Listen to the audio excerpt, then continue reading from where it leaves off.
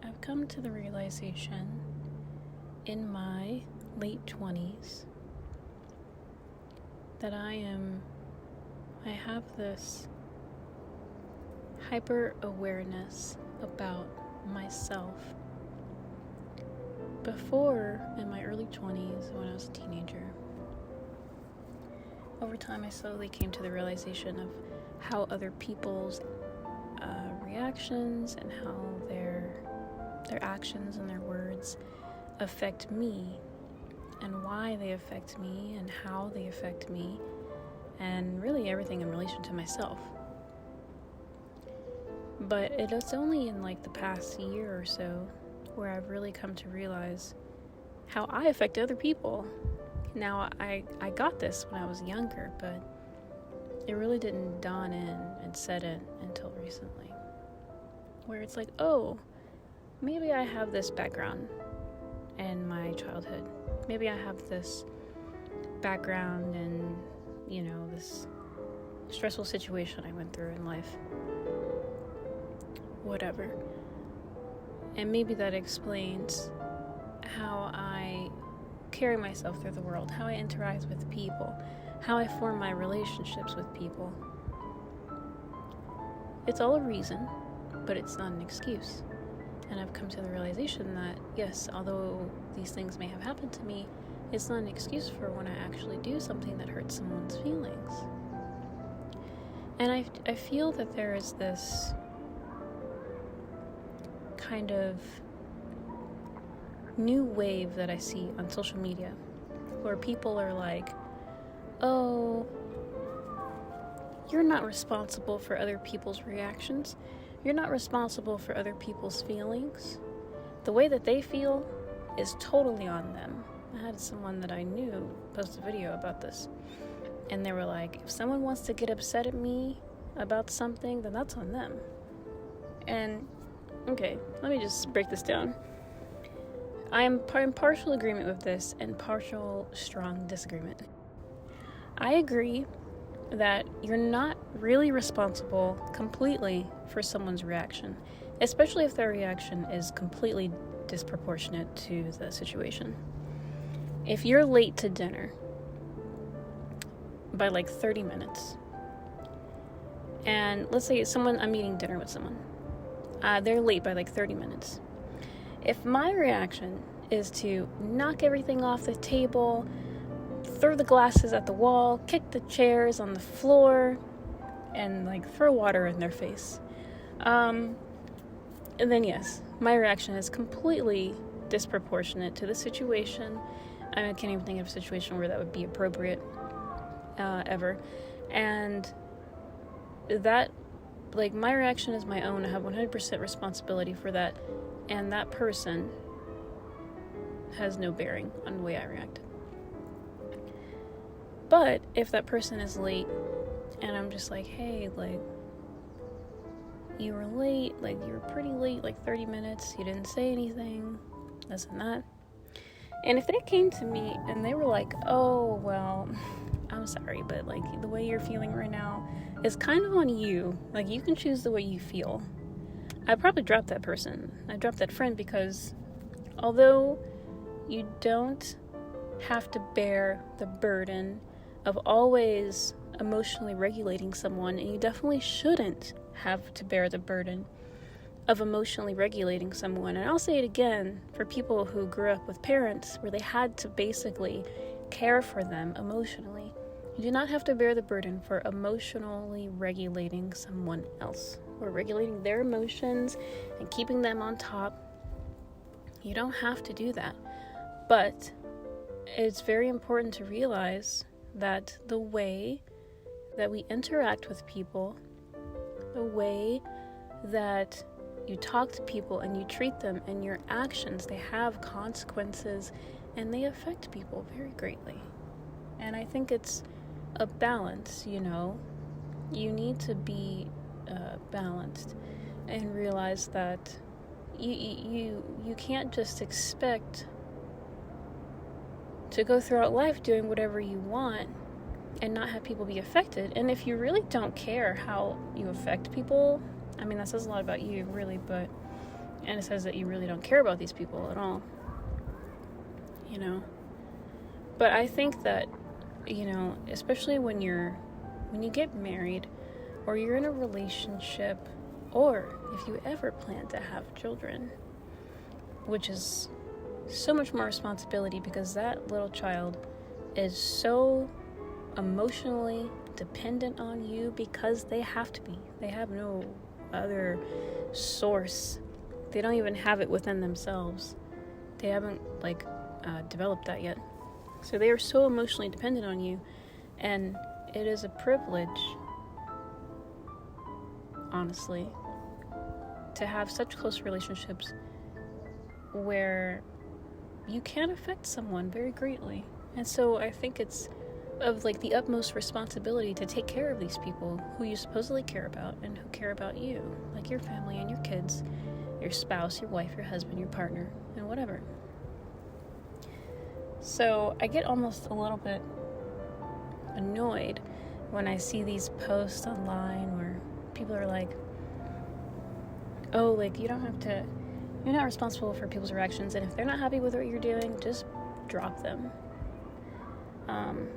I think it's definitely a healthy thing to learn, especially if you've come from some kind of traumatized background and you didn't have any space at all to do anything except for emotionally regulate this person. Then that's perfectly fine advice. But not everything is so black and white, because I've seen some people who kind of go on the opposite end, and then they start doing things that kind of disregard other people's feelings completely. At one point they were just way too overcompensating for people's feelings, and they're like, nope, I'm not going to do that anymore. And then they just completely disregard them in an effort to not be so overcompensating. But it's very challenging, but it's, to learn how to balance this, and I have not gotten this 100% myself. I definitely went, for example, with boundaries, for example. I went from a point in my life where I really didn't have any boundaries at all. I was so easygoing and so relaxed and so chill and casual that I would never ever tell anyone when they had hurt my feelings. I would just keep it secret to myself. I would rationalize it in my head, and then I would forgive that person in my head, even though I had never even brought it up to them. And that's damaging in its own way, but that's like a whole nother separate talk. But then there came a certain point where I was like, I need to have boundaries. But I had no idea how to really place boundaries, or what boundaries I wanted to place and how to effectively communicate them. And so I would be really strict, and if someone crossed those boundaries, I would get really irritated, the way I reacted, it affects people. So it's getting older is a challenge. It's so much easier than being 20, and also way more challenging at the same time. It's easier because when I was 20, I may have been going through something, my mind is going through the ringer, but I don't have any source or any way to state where it's coming from. or what I can do about it. And now I have the mental tools to be like, oh yeah, I can pinpoint it like right away. Like, oh, I'm feeling anxious today because of X, Y, and Z. My triggers are X, Y, and Z, and they were triggered at this time by so-and-so. And that is why I reacted in this way, because it's coming from this particular point in my past. Like, I can intellectualize this all day long. And that's where it's easier than being 20. When I was 20, I could not do this. At 20, I was just like, I couldn't even really pinpoint that I was feeling anxious, really. I was just like, wow, I feel really weird today. And my chest feels tight, and I feel stuck. And that was it. I didn't have anything else beyond that. And so it's easier now because of that reason. But it's also harder because of how much self-awareness.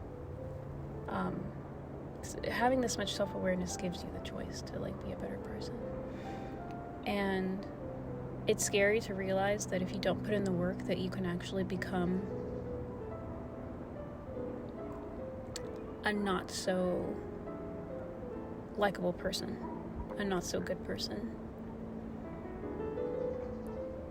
I think it's like at this age, in your late 20s, you really start to realize how your past experiences, bad past experiences in relationships and with friendships, how they actually really affected you. And if you don't want to continue on that cycle and pass it on to other people, then you have to really put in the work. And that's where it's hard, because you actually have the choice to become a better person, or you have the choice to not put in any work at all and just stay the same. And maybe that's easier, but it's definitely not fulfilling to just stay stagnant and never grow. Putting in the work into yourself is very hard. It is very challenging. It is like you are reinventing yourself. You are creating who you will be in the future. When you're younger, your external environment shapes who you are. And as you get older, that's a little less so. Like your true character really comes from within you, and you can choose who you want to be. You know? And that's scary. It's scary, but I'm in my late 20s, but I look at my future life and I can see two paths for myself. I can see a path where I don't work on these things and, things become really tough and I become unlikable. Or I see myself putting in the work and having a fulfilling life.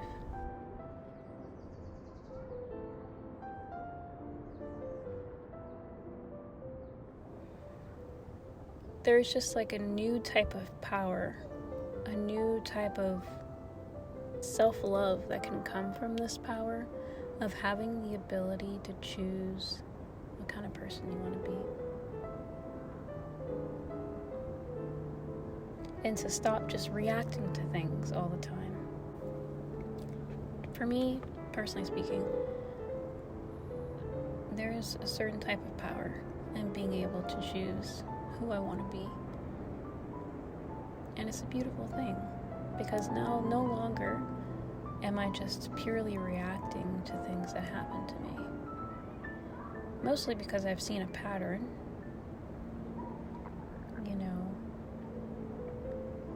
Maybe after so long you realize, these things keep happening to me. Why? Oh, well, maybe I keep searching those things out for some reason, And why is that? That's when everything starts. When you realize a pattern throughout your 20s, and you're like, for example, let's say you're like, I keep ending up in relationships or friendships where people don't really make themselves emotionally available to me. And when you ask the why question, why do I keep ending up in these situations? That is when everything starts. And you can really open your mind, because you ask why. And it's not, the first answer you may come up with is like, well, everyone I meet, they're just selfish and this and that. And, eventually I'll find someone who doesn't do that. And although that may be true, depending on where you live and the people you're interacting with and what kind of people you have access to, later on, if something keeps happening again and again and again, you may come to realize, like, I think that I may be the common denominator here. Well, what is it about me that attracts these kind of people? And that can be really sad to realize, at least it was for me, to realize, like, oh, maybe I attract X, Y, and Z type of people because I'm giving off this vibe. And maybe it's not that everyone's so terrible. Maybe some of those people truly were terrible. But maybe I allow certain things to happen. And in a way, most people are going to treat you how you allow them to treat you. There are very few people that I've met who will actually just be genuinely kind to you, no matter how you put yourself out there in the world. Like, they just won't take advantage of you. They'll just be genuinely kind to you. But that's rare. Most people are going to treat you how you allow them to. Anyway, that's been my TED Talk for today. My name is Nikita Tai, and, I plan to do more of these chats and sit-down talks, and I hope you guys enjoy them.